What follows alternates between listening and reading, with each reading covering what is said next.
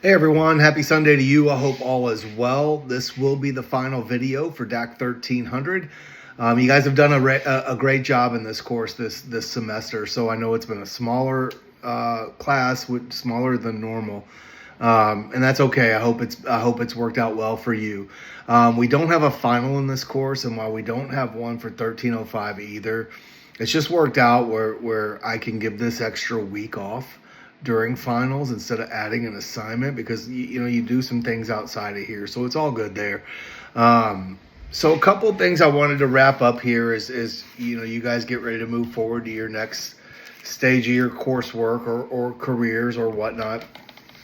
I find this class to be a unique experience in that you get real world experience outside of what you think you already know, right? I've challenged you from the very beginning to think outside of what you already know. What is recovery, right? Which brings me right in. I've got a couple notes here, so if you see me glancing down, that's what I'm looking at. Which brings me to the language we use. I've talked about that all semester and how important the language we use is and how it matters in our clients. Like if we're at a self-help group, which you've been to several, many of you are already members of several or some, right? Or one or whatever. That language is much different than in a clinical setting. In a clinical setting, I don't need to use language like alcoholic, addict, or professionals do, right? I think we know better as a whole, but I can't police the industry. So that said, I think about what it's like being a client. Imagine being a client coming in and paying someone to get clinical help, and they just talk about AA or use that language, or NA and use that language. It's not okay. I'm not saying don't use those principles or ideals. I use them every day, but sometimes we have to really be mindful of the language we use, right? And I don't mean sometimes, all the time. So there's that, which brings me to the recovery groups. In that setting, the language they use is great. That's up to if they want to say it is Alcoholics Anonymous, it is Narcotics Anonymous. I'm not here to change all that. So again, I've said this all semester as well. My hope is if you went to one, you go to the other. If you there's groups you haven't been to, you make time to go. Everyone should check out ACA, Adult Children of Alcoholics and Dysfunctional Families. Everyone should check out Al-Anon. Everyone should check out Nar-Anon, Cocaine Anonymous, Crystal Meth Anonymous. Anything you haven't been to, try to go to, because you're only doing your clients a better service that way, and yourself, right? And not every meeting is going to be great. Some of you experienced that this semester, right?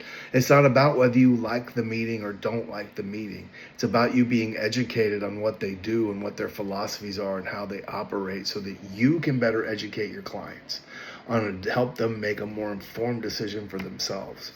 Which brings me to the relationship, right? Which is the most important in my opinion, and not just my opinion. There's lots of research to support this. It's the most important piece of the counseling process. I don't want to talk to somebody I can't trust or that judges me or looks down at me. So it's our job. I can hear Professor Steve Lewis, one of my community college professors, 15, 16, 17 years ago, saying environment, right? That's up to us to create. And he's not necessarily talking about how my office looks, right? I mean, that matters too, but you want to keep that as neutral. We didn't really touch on that, and that's for another time, but another class, another you'll figure that piece out. But it's the non-judgmental space. And how do we show we're non-judgmental? By using our basic counseling skills, our listening skills, our tracking, our head nodding, it was called solar. We didn't get into any of that. And you'll have other classes that get into that, right? But those are the ways we do that. We don't judge. We're not in shock by the things people tell us, those kinds of things. We might be on the inside, right? I've heard some things I can never unhear. There's that. But that said, it's our job to create that relationship, right? And support our clients however they need to be supported. If that means if we're not the right fit, we send them to someone else, which brings me to referrals, right? We are only good as LCDCs as our referral list, right? I can't do everything, nor do I want to do everything. I stay in my lane, meaning I'm good at what I do. I know about what I do, and I'm comfortable navigating that. But when I start getting into a lot of mental health that's out of my scope, that's okay. that doesn't make me a bad LCDC. It just means that's out of my practice, and it's out of my practice for a reason, right? Or out of my scope. So always, always, always get out to these networking events. Look, I know we're all busy between school, work, internships, all the things, families, sickness. I mean, just all the things life brings us, right? We all have them. Do this for yourselves and for your clients, because the more you're out and in front of people, the more they'll remember your name. And that's where referrals come from. You may not be thinking about that today, but that matters, right? So get out and network and get to know who's out there so that you can build a referral list. I use my referral list, if not daily, weekly for sure. Which brings me when we talk about the relationship and networking and building these other relationships with other professionals, it brings me back to self-disclosure, right? Self-disclosure is appropriate, in my opinion, when it's used to make a point or to help a client. Well, if I just find myself trading stories or telling them about me, it's not helpful, right? It's not good. Stay away from that. That's not how you build rapport. You build rapport with that environment we just mentioned, right? The safe space, the non-judgmental space. That's how we build rapport. When they know you're listening to them and that you care and that you're trying to help, that's how you build rapport. It's not necessarily we did the same substance. Now, it may come off like that in the beginning, right? Well, I can only relate to someone that's used opiates, or I can only relate to someone that's done this or that. That's nonsense. Because trust me, it may be helpful on some way, but at the end of the day, in a clinical setting, your clinical skills will mitigate all of that, right? When they know how much you care and that you're all in there, that's what's going to be important. I promise you, I've done this for a long time. I get people all the time that say, no, it was the best thing to help me was this counselor say this. Great. In that situation, if it's okay, that may be helpful. Don't shy away from it by any means, but don't hang your hat on it is all I'm saying, right? Because then you just have too much potential to set up a strange dynamic of, you don't think of these things, but you set up a dynamic to say, well, just because you did it doesn't mean I can do it, right? You don't want to do that to your clients. Unfair.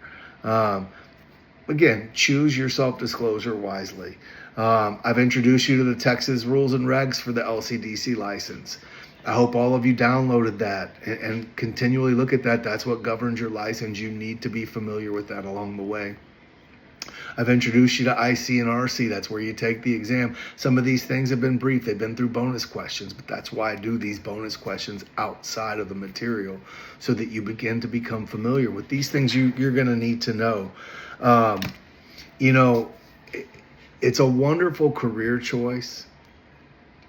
It doesn't pay the best, but you can mitigate that as well. I've made a career out of it, right? You can get advanced licenses, private practices, SAP work, intervention work. Like there's just all kinds of ways to take care of that piece.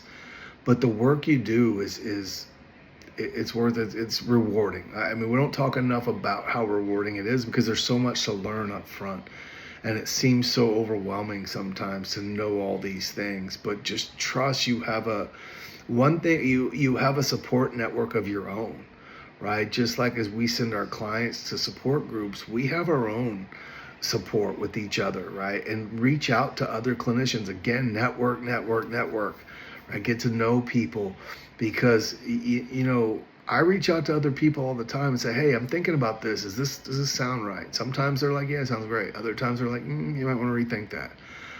It's just very helpful, right? So again, have resources for yourself, for your clients, all the things. But guys, look, I'm gonna keep this short.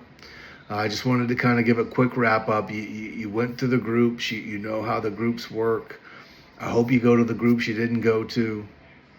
On this last paper, this last reflection, you don't need to use resources. If you want to stay in practice and use them, great, but they're not required. You still got to do the APA writing, the title page, all that, 2 to 3 pages. A reflection paper, there's a guide in the syllabus. It's just that, it's a guide. Don't just answer the questions, like make it a free-flowing paper. What'd you learn? What'd you like? What didn't you like? What went well? What didn't go well? More importantly than all of that, how do you think what you were introduced to in this course is going to help you be a better LCDC and help your clients? What do you think could be different as far as helping your clients? What do you think you'll take away? Remember this too. I've said from the beginning, I want you to be considering what kind of counselor you want to be. I hope you all have been really thinking about that with each of these meetings you attend, with each of these assignments you do. And as you move forward, continue to think about that. It may change, right? I've certainly changed drastically over my 15-year span. Anyway, guys, I've been a pleasure to work with you and to get to know some of you a little bit. And if I can be of any help in the future, please don't hesitate to reach out. And I wish you all the very best moving forward, and maybe we'll talk soon.